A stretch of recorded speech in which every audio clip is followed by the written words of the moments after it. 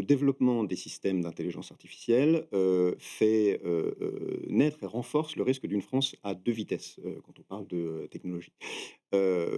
Pourquoi? Parce que, vous le savez, l'intelligence artificielle, s'entraîne, fonctionne sur de grands ensembles de données et quand ces grands ensembles de données, sont, on va dire, essentiellement, centraux, urbains, on va avoir un risque de marginalisation, bah, de tous ces espaces ruraux, périphériques, ultramarins, périurbains.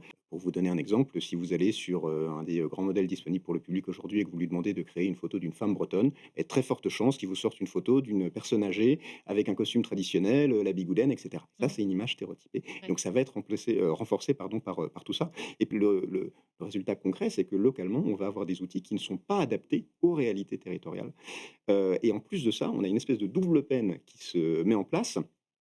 Puisque ces systèmes d'intelligence artificielle vont s'entraîner sur, les données, des utilisateurs qui s'en servent aussi quotidiennement et il se trouve que ces territoires, en particulier les territoires ruraux, sont parmi ceux qui ont les usages du numérique les moins, développés, les moins fréquents et donc on va avoir cette espèce d'auto-renforcement de double peine qui va contribuer à, continuer à marginaliser, à fragiliser